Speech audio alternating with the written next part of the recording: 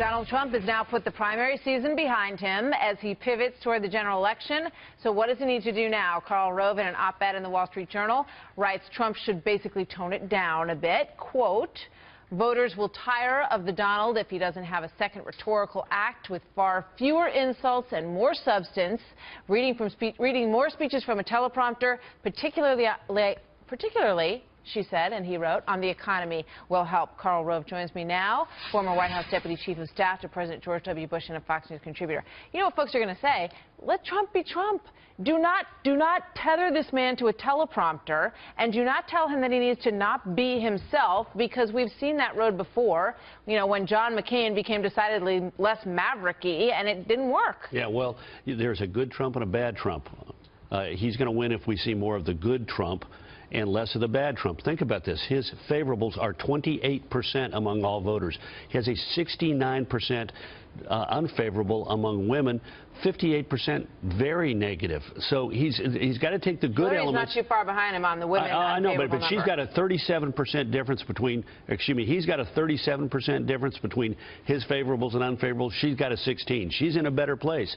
The one thing about the speech, the teleprompter speech on the foreign policy that nobody talks about is people who were there tell me that in the hours leading into it, he was furiously going through the speech, putting himself into the speech. Well, we need to have more of that. We need to he needs to force himself to literally say, what is it that I want to say to the American people, and go through the process of putting it on a teleprompter speech and giving it someplace. Yeah. And we'll see him scripted by himself rather than unscripted by himself. Yeah, what we do know, though, love him or hate him, is that his instincts have been very good in many ways in terms of how to win the GOP nomination. That's right, but not always. And remember, winning the GOP nomination means 10% of the American eligible voters voted in the Republican primary, 9% of the Democrats. He's winning less than 5 out of every 10 of the Republicans. So 5% of the American people are nominating him. He's got to worry about the 81% of the people who didn't vote in the primaries and get them. And it's an excellent point. And you do get the feeling in some ways from Donald Trump and from the campaign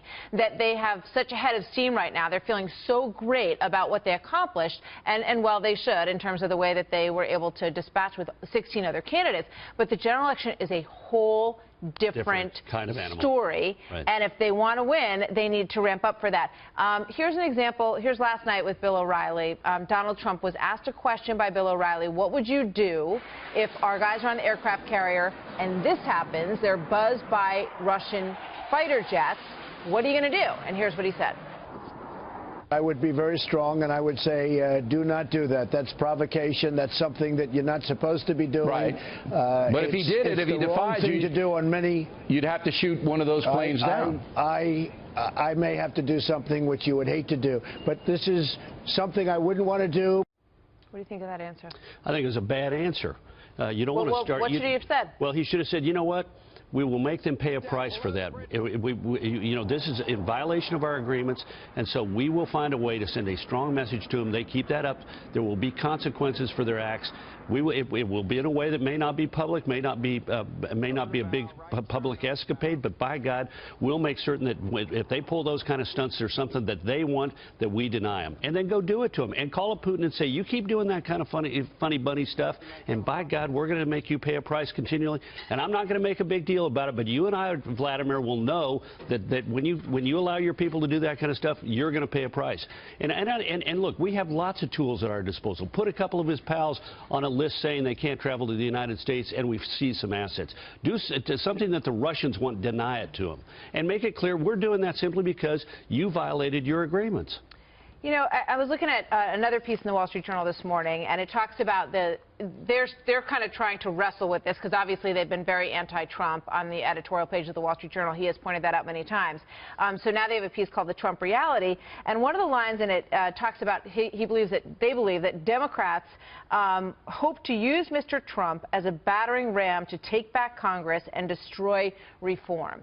Now that may be very true. That may be what they hope to do. They hope he'll damage the down-ballot races.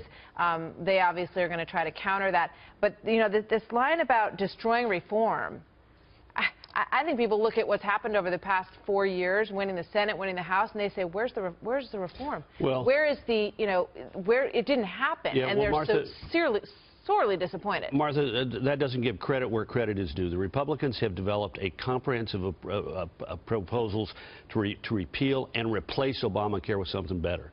They have worked assiduously for the last 8 or 10 years to develop proposals to reform and save Medicare before it goes bankrupt, as it will in 2032, according to its actuaries. They have developed plans. No, but even under Republican presidents, Carl, we haven't seen tax reform. We haven't seen that stuff happen. Wait a minute. We had 2 waves of tax reform under George W. Bush. We cut the number of brackets, lowered the rates, cut capital gains tax, simplified the code, took 9 million people off at the lower rate. And what we've seen under Obama is just the opposite. But again, you have to give credit where credit is due. You go to the chairman of the House Ways and Means Committee, and he has a sensible approach to reforming the tax code to make it simpler, flatter, to get rid of the problem that's driving American companies abroad. And the Republicans in the House and Senate have embraced, it took them a while, because like Social Security reform, I was there when we were trying to fight for modernizing Social Security, and they didn't want to talk about it. Now they do. A lot of the credit has to go to Paul Ryan, whose leadership has been terrific on this long before he became Speaker of the House. And that's what the Wall Street Journal editorial board is concerned about. We have Republicans now who are willing to do the things the country needs to do, have done, if they have a Republican president who's going to sign those bills. All right, one last quick thing, because I know we're out of time. You want to see him announce cabinet picks and SCOTUS? Yeah, he has said he's going to do SCOTUS, well. that he would give the names of kinds of people he'd support the Supreme Court. I say do it. Now, I'm not saying name your cabinet, but indicate the kind of people that you might want to draw into the government, into the cabinet. You can't specifically say this guy's going to be that and this guy's going to be that. That really gets you too close to the line on the law. But you can say these are the kinds of people I want to serve in my administration. And my point was, don't do what you did with Carl Icahn. He said, well, I want somebody like Carl Icahn to be Secretary of the Treasury. And Carl Icahn said, well, he didn't talk to me about it, and I would never serve. You got to get your ducks in a row Yep. before you lay those names out there. Thank you, Carl. Good to see you as always. Good.